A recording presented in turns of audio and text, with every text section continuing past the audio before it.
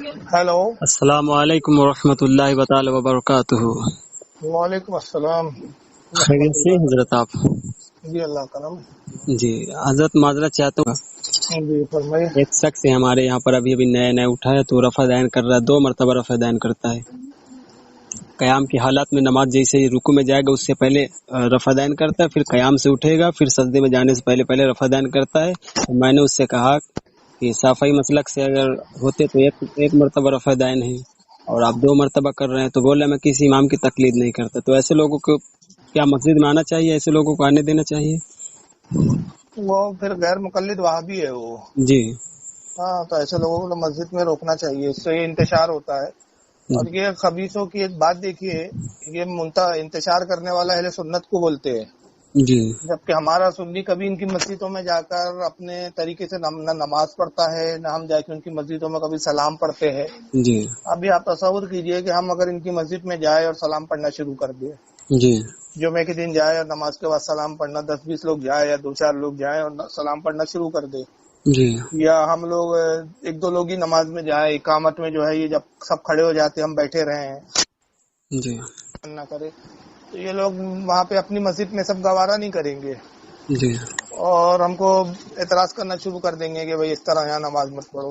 جی تو ہم لوگ ان کی مسجد میں جا کے نہ سلام پڑھتے ہیں، نہ جاتے ہی نہیں ہے، تو پھر کوئی سوال ہی پیدا نہیں ہوتا۔ لیکن یہ لوگ کیا کرتے ہیں بدماشی کہ ہماری مسجدوں میں جان بوجھ کے آئیں گے، اور عجیب دھرم ہے ان کا، عجیب مذہب ہے اللہ کی۔ جی کا ہلو کھانا ہضم نہیں ہوتا۔ ہیلو۔ جی حضرت ہاں، مشرک بولے بغیر، بدعتی بولے بغیر ان کا کھانا ہضم نہیں ہوتا۔ لیکن بڑا عجیب بیوقوفانہ ان کا دھرم ہے کہ جس کو مشرک کہہ رہے اس کے پیچھے نماز بھی ہو جاتی ہے ان کی۔ جی جی صحیح بات ہے۔ نماز تو مسلمان کے پیچھے ہوتی ہے، مشرک کے پیچھے تو نہیں ہوتی۔ کل اگر کوئی غیر مسلم جو ہے، رام پرساد اگر جو ہے نام کا کوئی امام کھڑا ہو جائے اور وہ کہے کہ بھائی میں مشرک ہوں، اب میں نماز پڑھاتا ہوں، تو کیا پڑھ لیں گے آپ اس کے پیچھے؟ بالکل نہیں پڑھیں گے۔ تو ایک طرف جب مشرک کہہ رہے ہو آپ ہم کو، تو پھر ہمارے امام کے پیچھے نماز پڑھتے کیوں ہو؟ ہماری مسجد میں کیوں آتے ہو؟ تو مقصد کیا ہوتا ہے ان کا؟ نہ نماز پڑھنا مقصد ہوتا ہے اور نہ ہمارے امام سے کوئی مطلب ہوتا ہے، صرف وہاں آگے لوگوں کو گمراہ کرنا اور ایک فتنہ پیدا کر دینا۔ اب ظاہر ہے کہ وہاں جب یہ اس طرح کی اپنے طریقے سے نماز پڑھیں گے تو وہاں پھر ہمارے لوگ ٹوکیں گے، جی اور جب پھر ہمارے لوگ ٹوکتے ہیں تو پھر کہتے کہ تم انتشار پھیلا رہے ہو، پھر لوگوں میں پروپیگنڈا کرتے کہ دیکھو صاحب بریلوی جو ہوتے ہیں جھگڑالو ہوتے ہیں، ہم تو اللہ کی عبادت کرنے آئے، صاحب ہم کو مسجد سے روک رہے۔ یہ ہم سے پوچھ رہے تھے کہ تم حنفیوں کے مسلمان ہو؟ تو سوال وہی پیدا ہوتا ہے کہ جب آپ اپنے جس طریقے پہ ہے تو اس مسجد میں جاؤ نا، اور اگر اس طریقے کی کوئی مسجد تمہارے آس پاس نہیں ہے تو اپنے گھر میں پڑھو، وہاں جا کے انتشار کیوں پھیلا رہے ہو، فتنے کا سبب کیوں بن رہے ہو؟ تو یہ جان بوجھ کے کیا جاتا ہے، کیونکہ یہ 3 قسم کے لوگ ہوتے ہیں، ان کا کام ہی فتنہ پھیلانا ہے۔ جماعتی یہ پیدا اس لیے کی گئی فتنہ، مسلمانوں میں فتنہ پھیلانے کے لیے، اور وہ مقصد میں یہ جو ہے ان کی ضروریت جو ہے آج تک اس پہ نہ چاہتے ہوئے بھی کام کر رہی ہے، اور وہ سمجھتے بیچارے کہ ہم بہت بڑا دین کا کام کر رہے ہیں اس طریقے سے۔ جی جی تو دین کا کام ہم نہیں کر رہے، انتشار کرتے ہیں، اور پھر اس کے بعد بحث بھی ان لوگوں سے کریں گے، ان اماموں سے یا وہ مسجد کے جو بیچارے ائمہ ہوتے ہیں جن کو زیادہ ڈیپ نالج ہوتی نہیں ہے، جی جی جی حق کیونکہ ہر چیز کا ایک علم کا دائرہ ہے اور ہر ایک کے الگ۔ جیسے مثال کے طور پہ ظاہر سی بات ہے، ایک BOMS ڈاکٹر ہوتا ہے جڑی بوٹی والا، اس کو بھی ڈاکٹر بولا جاتا ہے۔ جی ایک MBBS ڈاکٹر ہوتا ہے، اس کو بھی ڈاکٹر بولا جاتا ہے۔ ایک سرجن ہوتا ہے، سول سرجن ہوتا ہے جو آپریشن کرتا ہے، اس کی ڈگری تھوڑی بڑی ہوتی ہے، اس کو بھی ڈاکٹر بولا جاتا ہے۔ بولا سب کو ڈاکٹر جاتا ہے۔ اور ایک پورے ہاسپٹل کا MD ہوتا ہے، اس کو بھی ڈاکٹر بولا جاتا ہے۔ جی ڈین ہوتا ہے، مطلب MD ڈین ہوتا ہے جو پورے ڈاکٹروں کا ہیڈ ہوتا ہے، اس کو بھی ڈاکٹر ہی بولتے ہیں۔ لیکن سبھی ڈاکٹر ایک جیسے تو نہیں ہے، سب کی نالج ایک طرح کی نہیں ہے، سب ایک ہی طرح کی بیماریوں کا علاج نہیں کرتے۔ جو جڑی بوٹی والا ڈاکٹر ہے بھلا وہ BOMS ہے یا BMS ہے یا BHMS ہے، تو اس کو ڈاکٹر تو بولا جاتا ہے، لیکن وہ آپریشن نہیں کر سکتا، نہ اس کو گورنمنٹ کی طرف سے یہ اجازت دی جا سکتی ہے کہ وہ آپریشن کرے۔ تو ویسے ہی علماء میں بھی کیٹیگریاں ہوتی ہے، کچھ مولوی ہوتے ہیں، کچھ اس میں عالم ہوتے ہیں، پھر کچھ فاضل ہوتے ہیں، پھر کچھ اس میں مفتی ہوتے ہیں، پھر مفتیوں میں بھی جو ہے پھر الگ الگ درجے کے لیول کے ہوتے ہیں۔ کچھ ایسے بھی ہوتے ہیں کہ جو مستحل فی المسائل ہونے کی صلاحیت ہوتی ہے، جن میں کہ مسائل میں وہ اجتہاد کرنے کی قوت و صلاحیت رکھتے ہیں۔ تو ہر علماء میں بھی کیٹیگری ہے. اب مسجد میں جو امام ہوتے ہیں عام طور پہ بیچارے جو چھوٹی سی تنخواہ میں امامت کرتے ہیں، تو ظاہر ہے وہ نہ ان کے پاس اتنی بڑی ضخیم کتابیں ہوتی ہے، نہ ضخیم کتابوں کے ساتھ مطالعہ ہوتا ہے. اب وہ ان کا جو اپنا ایک محدود دائرہ ہے، محدود علم ہے. اب یہ وہاں جا کے رفع دین پہ بحث کرنا شروع کر دے گا. اب وہ بیچارہ امام جواب نہیں دے پاتا ہے بہت ساری باتوں کا. صحیح بات. تو پھر یہ پروپیگنڈا کرتے کہ دیکھو صاحب بریلی کے مولویوں کو صاحب علم نہیں ہوتا. ارے جاہل، تو گیا ہی غلط جگہ ہے. تجھے ہے آپریشن کی ضرورت اور تو گیا جڑی بوٹی والے ڈاکٹر کے پاس. آپریشن جو ہے وہ دوسرے لوگ کرتے ہیں ہمارے یہاں، اس کے لیے باقاعدہ پھر ہمارے یہاں مفتی ہوتے ہیں، فاضل ہوتے ہیں، عالم ہوتے ہیں، مناظر ہوتے ہیں. وہاں نہیں جائیں گے. اور جب وہاں جانے کے لیے ان کو کہیں گے تو کہہ دیں گے نہیں صاحب وہ تو وہاں جھگڑا ہو جائے گا صاحب، وہاں کسی مولانا کے پاس لے کے چلنے کی بات کرو. یعنی بالکل یہ اس طرح کے مریض ہے کہ یہ کہیں گے کہ نہیں ہم تو جڑی بوٹی کی دوا کھاتے رہیں گے. اور ان کو مشورہ دینے والے عقل مند کہیں گے نہیں بھائی یہ بیماری بڑھ چکی ہے تیری، اور یہ بیماری اس حد تک پہنچ گئی کہ جڑی بوٹی سے تیرا علاج نہیں ہوگا، اس کے لیے آپریشن کرنا پڑتا ہے. تو کہیں گا نہیں صاحب میں آپریشن تو قطعاً نہیں کرواؤں گا، آپریشن کراؤں گا تو میں مر جاؤں گا. وہی حال ان کا ہوتا ہے کہ ان کی بد عقیدگی کی بیماری اور بد عقیدگی کا مرض اتنا بڑھ چکا ہوتا ہے ان کا کہ ان سے کہا جائے بھائی نہیں یہاں یہ چھوٹے ڈاکٹر چھوٹے عالم سے تمہارا علاج نہیں ہوگا، تیری بد عقیدگی کے علاج کے لیے بڑے عالم کے پاس چلنا پڑے گا. تو کہیں گا نہیں وہاں تو نہیں جاؤں گا صاحب، وہاں تو میں مر جاؤں گا، میرا عقیدہ بھی دم توڑ دیں گا اور میری موت ہو جائیں گی میرے عقیدے کی، اور جھگڑا ہو جائے گا. یہ مکار ہوتے ہیں، ان کی ایک ایک بات، ایک ایک انداز، ایک ایک طریقہ اور باضابطہ ٹریننگ ہوتی ہے. تو اس سے آپ جو ہے باضابطہ اچھے طریقے سے اس کو سمجھاؤ کہ بولنا بھائی ہم لوگ جو ہے قبروں پہ بھی جاتے ہیں اور ڈنکے کی چوٹ پہ جاتے ہیں. بولنا ہمارا امام بھی قبروں پہ جاتا ہے، قبروں کو چومتا بھی ہے، چاٹتا بھی ہے. ہم لوگ فاتحہ بھی دیتے ہیں، ہم لوگ نظر و نیاز بھی کرتے ہیں، ہم یا غوث المدد کے نعرے لگاتے ہیں، ہم یا علی المدد کہتے ہیں. ہمارا کھانا ہضم نہیں ہوتا، ہمارے کو چھوٹی سی بھی مصیبت آتی ہے تو ہم یا علی مدد پکارتے ہیں. تو ہم تو ہے جب بھائی تمہارے نزدیک یہ سب عقیدہ اور یہ سب اعمال کی بنیاد پر جب ہم مشرک ٹھہرے تو تم ہماری مسجد میں آ کے کر کیا رہے ہو؟ ہمارے امام کے پیچھے نماز پڑھ کے کیا کر رہے ہو بھائی؟ جاؤ اپنے کسی بد عقیدہ امام کے پاس جاؤ بھائی. تو اور پھر یہ جب کہہ رہا ہے، خود ہی کہہ رہا ہے کہ میں غیر مقلد کسی امام کو نہیں مانتا. جب تو بڑے بڑے امام کو نہیں مانتا، ان کی فقہ کو نہیں مانتا، تو بھائی پھر اس امام کے پیچھے تو نماز پڑھنے کیوں آ رہا ہے؟ یہ بھی تو تقلیدی ہو رہی ہے نا، تانا پڑھنا اپنی جا کے. اسی بات پر میں نے پھانس لیا تھا تو بحث مباحثہ کر رہا تھا، تو میں نے کہا ٹھیک ہے میں اپنے عالم دین سے یہاں پر رابطہ کروں گا. ابھی وہ آئے نہیں ہے، چھٹی پر ابھی گئے تھے رمضان شریف کی وجہ سے، ورنہ اس کو اچھی طریقے سے دبا لیتے، لیکن مسجد سے اس کو نکال دیا گیا ہم لوگ نے.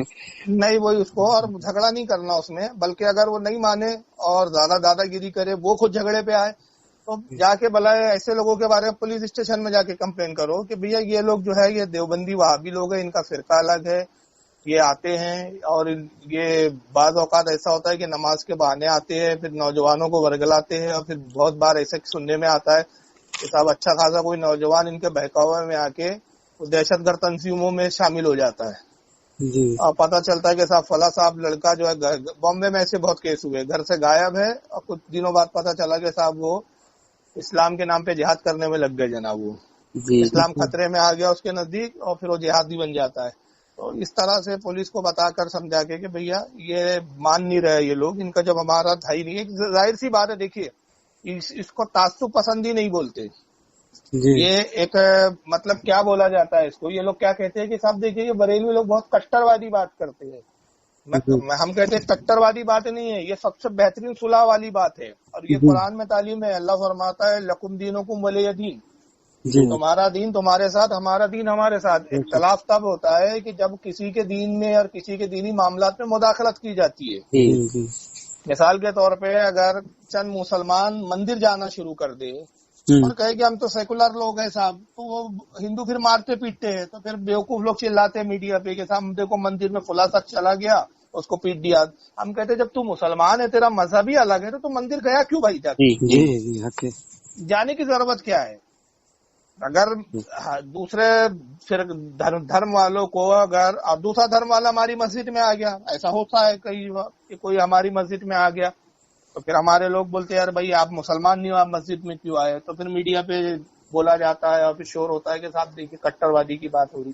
ہم کہتے ہیں کٹر وادی یہ ہے کہ خاموخواہ کسی کے ماحول میں جا کر آپ جو ہے یعنی پریشان کرنا. بولتے نا بیگانے کی شادی میں عبداللہ دیوانہ. جی جب آپ کو دعوت ہی نہیں دی گئی، آپ ہمارے رشتہ دار نہیں، آپ ہماری شادی میں آئے کیوں بھائی بن دعوت؟ जी जी जी हक है हजरत। आप खुद भी दावत आ गए हो, हमने आपको बुलाया नहीं, हमने आपको दावत दी नहीं, आपसे हमारी जान पहचान नहीं, आप हमारे न रिश्तेदार न अजीज न दोस्त, और आप आ गए हमारी दावत में खाना खाने खामोखा। तो भाई फिर हम दावत में से हाथ पकड़ के बाहर निकालेंगे ना कि भाई तुम क्यों आ गए यार। तुम्हारे ऐसे 10-20 लोग अगर आने लग जाए तो हमारा बजट बिगड़ जाएगा भाई। जी अगर तुमको दावत चाहिए तो पहले हम तो दोस्ती करो, हमारा हम मिजाज बनो, हम ख्याल बनो, उसके बाद है। तो वैसे ही अगर आपको मस्जिद में आना है तो मुसलमान बनो, और किसी को मंदिर जाना है तो वो अपने धर्म पे रहे तो अलग बात है। जी लेकिन धर्म ही अलग, मजहब ही अलग। तो ये इसको रवादारी नहीं बोलते, इसको भाईचारे की क्या इस्लाम जो बोलता है अमन अमान यही है, लकुन दीनुकुम वलिय दीन। आप अपने दीनी मरासिम अपने तौर पे करो, हम अपने, न तुम हमारे मामलात में मुदाखलत करो मजहबी मामलों में, न हम तुम्हारे मजहबी मामलों में मुदाखलत करें। जी और जब ये मुदाखलत एक दूसरे के मजहबी मामलों में नहीं होती है जब तक, तब तक ही अमन अमान होता है। बेशक समझे, मजहब एक अलग चीज है और दुनियादारी और मजहब की जो है मतलब मेल मिलाप वो एक अलग होता है। मजहबी दुनियादारी तो भाई सारी दुनिया में, मतलब ईसाई, यहूदी है, क्रिश्चियन है, पारसी है, हिंदू है, दुनिया में हजारों मजहब है। और जब हम कारोबार करते हैं तो उस वक्त ना कोई मजहब पूछा जाता है ना पूछने की जरूरत है, क्योंकि वो दुनियादारी का ताल्लुक है। और दुनियादारी के लिए कोई भी मजहब नहीं कहता है कि आप उसका धर्म बोलो। लेकिन जब इबादत की बात आती है तो वहाँ पूछा जाता है ना। अब कोई आके मस्जिद में मूर्ति रखे और बोले मैं यहाँ पूजा करूंगा, तो आप इजाजत देंगे? नहीं देंगे। और कोई मंदिर खामोखा जाए और कहे साहब हम मंदिर में जाके हम नमाज पढ़ना शुरू कर देंगे, तो वहाँ के पुजारी इजाजत नहीं देंगे। तो वजह यही है कि भाई दुनियादारी नहीं है, ये मजहबदारी है जी। अब मजहब में मुदाखलत नहीं पसंद की जाती है जी। और इस्लाम में अल्लाह ताला भी कुरान में फरमाता है कि इस्लाम में दाखिल हुए तो पूरे पूरे दाखिल हो जाओ, ये नहीं कि आधे इधर और आधे उधर। बेशक बेशक। तो वैसा मामला है। तो बहरहाल अब वो नहीं आ रहा है, बहुत अच्छी बात है। और यही लोगों को इस तरह जब ऐसे मामला आते हैं तो अच्छी तरीके से यही इसी अंदाज में समझाना चाहिए कि भैया जब आपके हमारे मजहबी मामलात मिलते ही नहीं है, और फिर छोटे मोटे इख्तलाफ नहीं है ना, शाफी और हनाफी वाला इख्तलाफ तो है ही नहीं, बिल्कुल नहीं जी। यहाँ तो अकीदे का, कुफ्र ईमान का इख्तलाफ है ना। माज़अल्लाह रब्बिल आलमीन एक जगह पर इसने ये कह दिया था जुमला, किसी शख्स ने मुझको बतलाया था बाद में, कहा कि इसी ये कह रहा था कि आला हज़रत या गरीब नवाज तो बचा नहीं लेंगे तुमको कल क़यामत के दिन। अब वही जब इतनी सारी तुझे सब मालूम है बोलना भाई, और जब तुझे पता है कि ये वो नहीं बचा पाएंगे और ये नहीं बचा पाएंगे, तो आ क्यों रहा है हमारी मस्जिद में भाई? मुसलमान भी तस्लीम कर रहे हैं हम लोगों को, नमाज भी पढ़ रहा है। हाँ नमाज भी पढ़ रहा है, फिर तुमको ये नहीं बचा पाएंगे, तो ये कैसा तेरा दोगला मजहब है कि बचा भी नहीं पाएंगे। और फिर उसके बाद जो है साहब मुसलमान भी है, हम नमाज, हम इमामत के भी लायक है। तो इनके मजहब की सबसे बड़ा बातिल होना यही है कि हम इनको इमाम मानने के लिए तैयार नहीं है। इमाम तो छोड़िए, हम इनको मुसलमान मानने के लिए तैयार नहीं। बेशक। और हमारे मजहब की हक्कानियत यही है कि मुसलमान ही नहीं हमको इमाम मानते हैं ये जी। इनके सारे मौलवियों के नजदीक यही है कि बरेलियों के पीछे नमाज हो जाती है जी। लेकिन हमारे हर छोटे से लेकर बड़ा मौलवी यही फतवा देता है, यही बोलता है, इसी पे अमल करता है कि भाई बदअकीदों के पीछे नमाज नहीं होती। बेशक ईमान शर्त है। और जब हमने तुम्हें बदअकीदा जान लिया, समझ लिया, तो सवाल ही नहीं पैदा होता नमाज पढ़ने का हमारा। जी। ये हजरत ऐसे मामलात इसके हैं ना, ये वहाबी देवबंदियों की तारिक जलील की और तारिक मसूद की तकरीर सुन सुन के गुमराह हो गया था, वरना बेहतर था, पहले सही था। लेकिन जब से उनकी किताब पढ़ने वो सुनने लगा ना तकरीर वगैरह, मैंने वही शख्स जी पहले आपने सुना था भाई, वही एक ही है पूरे इतने बड़े इलाके में हमारे वहाँ। वो क्या देवबंदी है या नहीं, तारिक जमील? तो गैर मुकल्लिद है तो तारिक जमील देवबंदी है, और तारिक जमील रफादैन वगैरह नहीं करता। वो तो इन सब लोग देवबंदी जो है वो हनफी है ना, वो तो इमाम आजम अबू हनीफा की वो भी तकलीद करते हैं। लेकिन ये अपना इनको सबको भाई मानता है, बोलता है जितने वहाबी देवबंदी क्या फिरका तुम बांट रहे हो, ऐसे ऐसे लफ्ज बोल रहा है, ये सब हमारे नहीं हमने नहीं बांटा, जिन्होंने छोड़ा, जैसे तू हट गया बोलना तो तूने बांटा है, जी। तू निकला ना। हम तो पहले तेरे बाप दादा भी वही थे, तूने अपने बाप दादाओं के तरीके को छोड़ दिया, घर छोड़ दिया, अपने साथ नया तरीका ला लिया। तो बांटर तो तुम हो और उल्टा चोर कोतवाल को डांटे। चोरी आप हमारे घर में कर रहे हो आके और कहते हो कि साहब क्या चोरी ओरी के बारे में बोलते हो यार, क्या चोर को परेशान कर रहे हो। अरे चोर तो तुम बने हो, हम थोड़ी बने हैं भाई। दरअसल मामला ये है हजरत, अगर कोई आलिम होता ना यहाँ पर अच्छा, तो वो पकड़ लेता है इसको, रस्सी से बिल्कुल बांध देता है, ये कहीं बस एक सवाल का भी जवाब ना दे सकता है। लेकिन तालिब इल्म यहाँ पर लोग हैं, समझाते कि रफादान मत करो, तो बेचारा छोड़ दिया मस्जिद, लेकिन घर पे अब उसकी आदत नहीं सुधर रही। कोई आलिम होता तो इसको तौबा करवा दे। मैंने वही कहा ना कि वहाँ मतलब मजबूरी यही होती है कि अब वो इलाके कुछ ऐसे होते हैं कि जहाँ डॉक्टर छोटे छोटे डॉक्टर है, बीमारी बड़ी है, جی جی صحیح بات. وہ جو ڈاکٹر والی جو مثال دی میں نے، وہ یہی تو کہا نا. ہاں. اب اس سے پھر یہ قیاس لگا لینا اور یہ انداز لگا لینا کہ نہیں صاحب جس طریقے پہ ہم چل رہے ہیں یہ تو بالکل ایسا طریقہ ہے کہ کوئی اس کو چیلنج ہی نہیں کر سکتا، اس کو رد ہی نہیں کر سکتا. تو یہ خام خیالی ہے ان کی. اصل میں وہ بڑے ڈاکٹر کے پاس گیا ہی نہیں ہے بیچارہ، تو اس کو کیا معلوم کہ علم کی گہرائی کیا ہوتی ہے. اس نے طارق جمیل جیسے مکاروں کو سنا، متاثر ہو گیا. جی. اور پھر اس کو خود نہیں معلوم کہ طارق جمیل خود کس عقیدے کا ہے. یعنی کل ملا کے ایسے لوگ چوچو کا مربع بن جاتے ہیں، ان کو خود پتہ نہیں ہوتا کہ ہم کیا ہے اور کیا ہے، کدھر جانا ہے. گمراہ اسی کو کہا جائے کہ جس کو خود اپنی منزل کا پتہ نہیں. جی جی صحیح. اور گمراہ کے معنی کیا ہوتے؟ کہا جاتا ہے نا بھائی فلاں شخص گمراہ ہے، ہم کہتے ہیں بھائی ساری جماعتیں گمراہ ہے. تو گمراہ کے معنی یہی ہوتے کہ گمراہ یعنی جو راہ کو کھو دے، جس کو راستہ ہی پتہ نہ ہو کہ بھئی منزل کیا ہے اور کس راستے سے وہ منزل ملیں گی. تو اس لیے وہ پھر بڑبڑانے لگتے ہیں ایسے لوگ، جنون آ جاتا ہے، مجنون ہو جاتے ہیں اور کہتے ہیں نہیں نہیں یار کسی کو غلط مت بولو یار، سب کا راستہ صحیح ہے، کیونکہ تو اس کو خود ہی راستہ پتہ نہیں. جی جی حق ہے. اور جب ہمیں پتا ہے اور جب ہمارا یقین ہے کہ جس راستے پہ ہم چل رہے ہیں یہی منزل کو لے جاتا ہے، اور وجہ کیا ہے کہ منزل کو لے جاتا ہے، اس راستے پہ ہزاروں لوگ پہلے چل چکے ہیں، اولیاء اکرام بزرگان دین چل چکے ہیں، تو ہم انہی کے نقش قدم پر چل رہے ہیں کہ بھائی اس پر اسی راستے پہ سبھی مسلسل چل رہے ہیں. اب جو اس راستے کو چھوڑ کر ایک نئی راہ لے لیتا ہے، دوسرا راستہ تبدیل کر دیتا ہے، وہ کہتا ہے اس راستے پہ تو میں چلوں گا نہیں، اور راستہ بدل دیا، اب گمراہ ہو گیا اور اب وہاں بھٹک رہا ہے. پھر بولتا ہے یار پتہ نہیں یہ راستہ بھی جاتا ہے کہ نہیں جاتا ہے. تو یہی ایک مثال ہے. اسی طرح آپ دیکھ لیجئے دیوبندی وہاں بھی یہی کہیں گے، ان سے کہیں گے بھائی آپ دیوبندی ہو گئے، پہلے بریلوی تھے، سنی تھے. ہاں صاحب پہلے تو ہم تھے، اب کیوں ہو گئے؟ تو بولیں گے نہیں صاحب یہ اچھا لگا ہو گئے، اچھا ہال ہو گئے. اب چلو اب تم نے بریلیت کو چھوڑ کر دیوبندیت کو اختیار کیا، بریلویت کو اہل سنت جماعت کو چھوڑ کر تم نے غیر مقلد ہو گئے، تو جنت میں جاؤں گے؟ کہتے ہیں وہ تو اللہ ہی جانے جنت میں کون جائے گا نہیں جائے گا. ارے بھائی آپ نے راستہ بدلا اور ابھی تک آپ کو تو پتہ ہی نہیں ہے کہ جنت میں بھی جاؤں گے کہ، یعنی یہ راستہ منزل پہ پہنچائے گا کہ نہیں. تو پھر کیا فائدہ تمہارا راستہ بدلنے کا؟ ہم جس راستے پر ہیں ہم اس لیے نہیں بدلتے کہ ہمیں پتہ ہے کہ اس راستے کے بارے میں قرآن نے بتا دیا، اہدنا الصراط المستقیم، بے شک اے اللہ میں سیدھا راستہ چلا، صراط الذین انعمت علیہم، ان لوگوں کے راستے پر چلا جن پر تو نے انعام نازل کیا.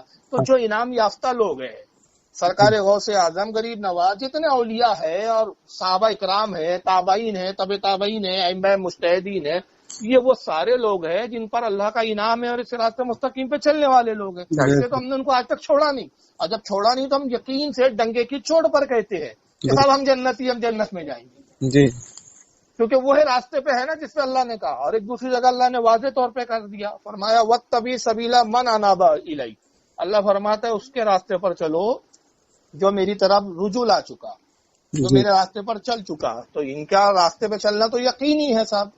کوئی مائی کا لال بول سکتا ہے کہ شیخ عبد القادر جیلانی کا راستہ غلط تھا؟ اہل حدیث بھی نہیں بولے گا. جی جی کیا کوئی مائی کا لال یہ بولنے کی جرات کر سکتا ہے کہ امام ابو حنیفہ جنت میں نہیں جائیں گے، امام شافعی جنت میں نہیں جائیں گے، امام مالک، امام احمد ابن حنبل جنت میں نہیں جائیں گے؟ چاروں اماموں کے بارے میں کسی بھی فرقے کا ہو بولے گا یہی کہ نہیں صاحب امام ہے. امام تبھی تو بول رہا ہے کہ ان کو راہ ہدایت پر مانتا ہے. جی جی اگر ان کو نعوذ باللہ گمراہ اور کافر مانتا تو امام نہیں بولتا، مسلمان نہیں بولتا. لیکن صدیوں سے 1300 سال 1400 1350 سال سے اجماع چلا آ رہا ہے کہ یہ امام ہے امت کے. تو جب یہ امام ہے، اور امام ہوتا ہی اسے کہتے ہیں جس کے پیچھے قوم چلتی ہے، جس کی امامت کو تسلیم کرتی ہے. بے شک تو یہ تو طے ہو گیا نا کہ جب امام 1400 1350 سال سے امت نے ان کو امام مان رکھا ہے تو اس پر اجماع ہے. تو ان کا راستہ تو یقیناً بالکل 100% جنت میں ہے. جی لیکن اب رہ گیا یہ، اب یہ کہیں گے نہیں پھر چار راستے کیوں ہیں؟ یہاں اہل حدیث اعتراض کرتے ہیں، جاہلانہ بھی بات کرتے ہیں کہ بھیا چار راستے اور تم چاروں کو حق پہ بولتے ہیں. ہم کہتے ہیں راستے چار نہیں ہے، راستہ ایک ہی ہے. چاروں کے چلنے کا طریقہ الگ ہے، سفر کا طریقہ الگ ہے. جی کسی کے پاس ایک الگ گاڑی ہے، چاروں کے پاس الگ الگ گاڑیاں ہیں. جی اب یہ قیامت میں پتہ چلے گا کہ کس کی گاڑی زیادہ اچھی تھی جس نے منزل تک پہنچایا. پہنچائیں گی چاروں گاڑیاں، بس اتنا کہ کوئی جلدی پہنچے گا کوئی دیر سے پہنچے گا. جی جی حق ہے. لیکن یہ تو راستہ ہی نہیں ہے، ان کو پتا تو ان کی نہ گاڑی کا ٹھکانہ ہے نہ راستے کا ٹھکانہ ہے. جی جی سمجھ رہے نا؟ جی حضرت حق ہے. چاروں کے پاس گاڑی. اللہ کے رسول کی کیا حدیث ہے کہ میرا امت کا مجتہد جی اجتہاد کرتا ہے، اگر صحیح اجتہاد تک پہنچ جائے، اللہ رسول کی منشا تک پہنچ جائے، اللہ تعالیٰ اس کو دونوں کیا دیتا ہے. جی اور اگر میرے امت کا مجتہد مسئلہ صحیح نہ اخذ کر سکے، صحیح رات مطلب وہ مسئلے کی صحیح نوعیت تک نہ پہنچ سکے، تب بھی اللہ تعالیٰ اس کو ایک نیکی دیتا ہے. جی صحابہ نے عرض کیا اللہ کے نبی وہ تو مسئلہ غلط بیان کیا، اس نے اس کا استدلال، مسائل کا استنباط یہ سب غلط تھا. پھر کیوں؟ आका ने फरमाया कि उसने कसदन जो है मसला गलत नहीं बयान किया जी उसने अपने इल्म की रोशनी में मसला बयान किया और पूरी कोशिश और जुस्तजू के बाद उसने मसले को बयान किया। जी तो जो उसने दीन के बारे में कोशिश की, इल्म के बारे में कोशिश की, उस बुनियाद पर गलत होने के बावजूद भी उसको एक नेकी दी जाती है। जी यहाँ वही मतलब मेरी मुराद है उससे कि भाई गाड़ियां दोनों के पास है, आपने एक गाड़ी खरीदी, आपने पूरी अपने हत्तल इम्कान ये सोच के गाड़ी ली यार ये गाड़ी की स्पीड अच्छी है, एवरेज अच्छा है, ये गाड़ी बराबर आपको बगैर खराब हुए मंजिल पे पहुंचाएंगी। जी हर शख्स ने एक एक गाड़ी को इख्तियार कर लिया, इस तरह 4 गाड़ियां हैं जो मंजिल पे चल रही है। जी अब ये हो सकता है कि जिसकी अच्छी गाड़ी है तो उसे 2 अजर पाए, वो गाड़ी जल्दी भी पहुंचा देंगी।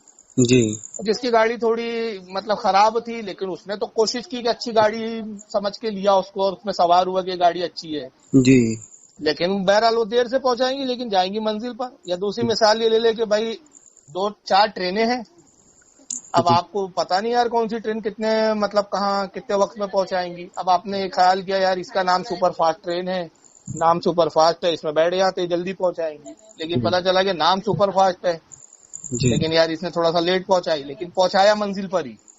जी स्टेशन पे पहुंचने के बाद आपको पता चला कि अरे यार जिस गाड़ी को अपन सुपर फास्ट समझ के बैठे थे उसने थोड़ा ताखिर से पहुंचाया, लेकिन मंजिल पे आप पहुंच गए। जी और एक दूसरी गाड़ी थी जिसके बारे में आपने यकीन से कहा कि हाँ यार ये गाड़ी बिल्कुल अच्छी है, ये एकदम सुपर फास्ट है, ये बिल्कुल पहुंचाएंगी, और उसने वाकई पहुंचा दिया तो आप खुश हो गए। तो गाड़ियां दोनों पहुंची क्योंकि आपको मंजिल का पता था और ये भी पता था कि ये गाड़ी उसी मंजिल पे ले जाएंगी। फर्क यहाँ से इतना आया कि कौन जल्दी ले जाएंगी और कौन देर से ले जाएंगी।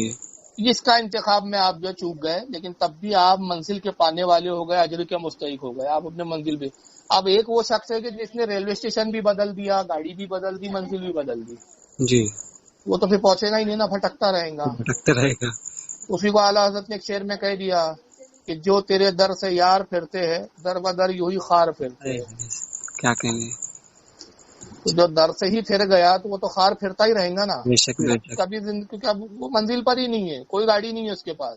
उसने कहा ना कि मैं किसी गाड़ी में सवार नहीं होऊंगा, मतलब मैं तकलीद ही नहीं करूंगा, जी मतलब मैं तो खुद अपने पैर से चलकर सफर तय करूंगा, मुझे गाड़ी की जरूरत ही नहीं है। हम कह रहे भाई गाड़ी पे बैठ गया, ये बहुत एक्सपर्ट आदमी की गाड़ी है, ये जी तो बहुत एक्सपर्ट आदमी नहीं कहा साहब मुझे गाड़ी पे ना गाड़ी पे भरोसा है, ना गाड़ी के ड्राइवर पे भरोसा है, ना इन पटरियों पे भरोसा है जिन पटरियों पे गाड़ी चल रही है।